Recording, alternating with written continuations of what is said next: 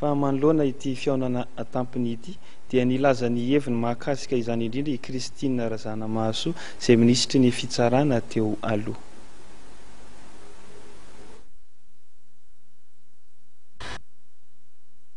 Fifanatrehana mivantana teo amin'ny Floer Rajonary Mampianina ny Didier Ratsiraka, Xavier Albert, Marc Ravalomanana ary Andry Rajoelina ary tsy afaka natrehan'mpiaradia amin'izy ireo ny tanterahana teny Ivato.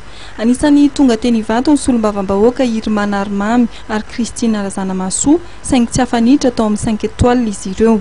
Raha nanontaniana momba ny raharaham-pirenena ministry ny fitsarana teo aloha dia toy izao ny nambarany. Olona manana ny azy ary indrindra ny FFKM izay mijoro mpampihavana dia everiko zany fa hisy tombotsoa lehibe ny vahoaka malagasy ny firenena. Zahay moa dia mitady mandrakariva ny filamina ny firenena ary ny zany hoe stabilité moa zany no ilazana azy, stabilité ara-politika ho eto amin'ny tany sy ny firenena.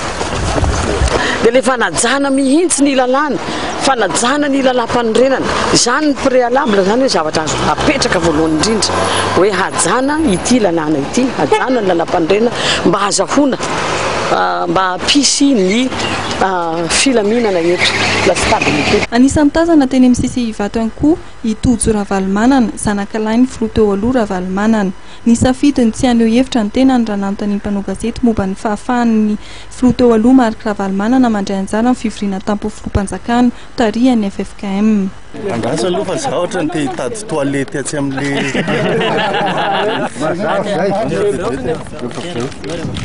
no mafisina tanteraka amin'ny fiambenany ivelan'ny hôtel 5 étoiles Ivato androany fa niboan'ny fivoriana tampon'ny filoham-panjakana 5.